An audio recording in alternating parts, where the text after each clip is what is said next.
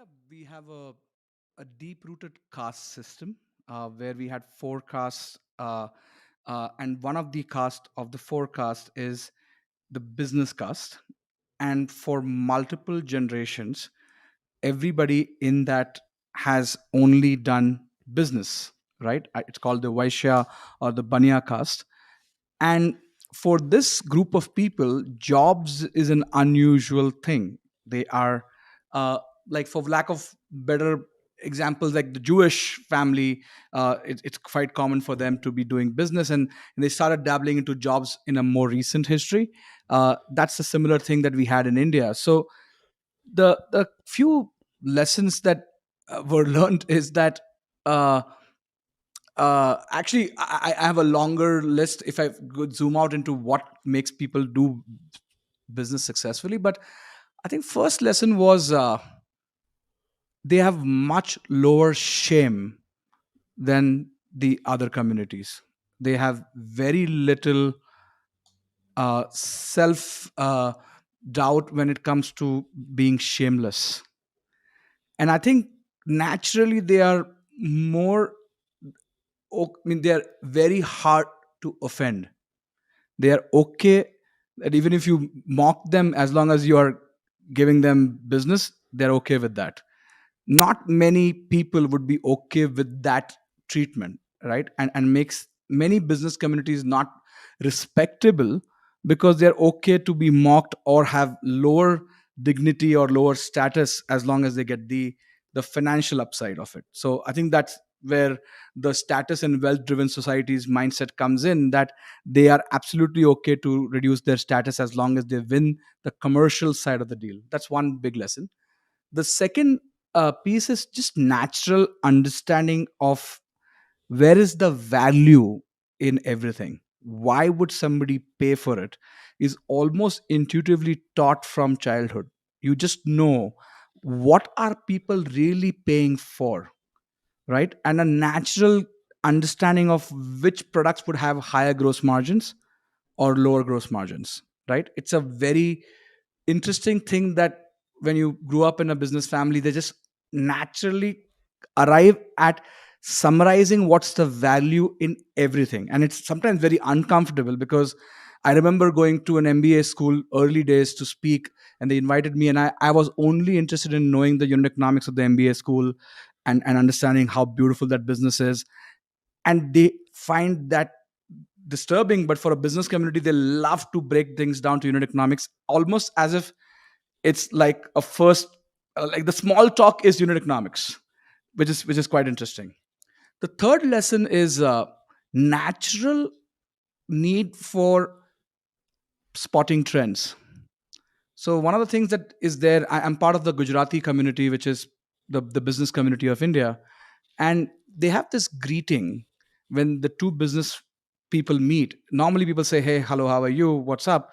They have one more thing which is called shu nawa juni, which means, hey, what's trending, what's new, what are the new trends.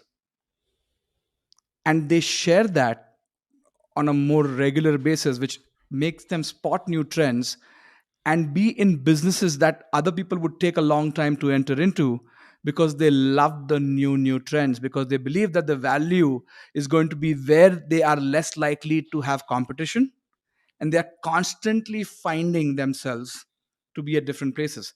Gujaratis are also the people who have, you will find them in every single country having set up a business, because they will keep finding ways to not compete. So you will find them in a remotest African country. There'll be a Gujarati family running a business, multiple generations. You will see them across the planet, because they will look for ways to not compete and have a zero sum mindset. And the last thing is the community benefits. One of the things I have noticed in Gujarati community is that, just like Jewish community, is that they offer significantly lower interest rate to people in their community, because banks are less likely to underwrite, and obviously this is pre-venture capital, to give them loans, to say it's okay, try to make something out of it, and try to return the capital when you can, but at a very low interest rate, just nominal, because they love to see more people be successful. And the last lesson was constantly having the need to make their community successful by giving them a soft landing if their business fails. Oh, it's okay. Come start doing a job, stabilize, and start again. Right?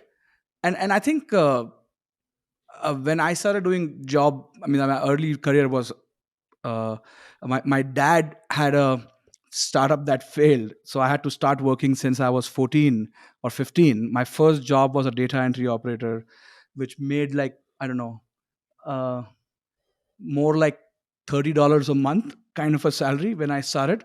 And I think there's always this thing that, okay, you can start, do the job right now, stabilize the family, and then you can start some business.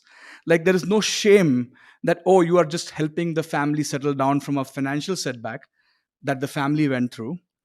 And I have seen within the communities people going all in, getting wiped out, becoming big in one lifetime again and again. And there is less shame attached to failure because, oh, it's business. And it's fascinating. Like, I have seen so many stories. Like, I'll tell you about one particular individual. His name is Premchand Roychan. uh, he's the founder of Bombay Stock Exchange, and very few people in India know about this guy. The reason people don't know about this guy, because he once upon a time was the richest guy in India. He still probably holds the Guinness Book of World Record for doing the largest ever trade, single trade adjusted to inflation. It's in his Wikipedia. But he lost all his wealth in trying to do a real estate project that bombed. So there is this guy who comes from nowhere, starts his business below a tree, becomes the wealthiest person, and gets wiped out. And literally, like 100% of Indians and Indian businessmen have no clue about this guy. I just researched because there's a huge tower in Bombay which is made like Big Ben, and I was like, who the hell made this? Because it doesn't have a British name. It is Rajabai Tower. So I researched and found out that Rajabai was Premchand Roychand's mom, and he made this clock for her because she could not see, for her to hear time.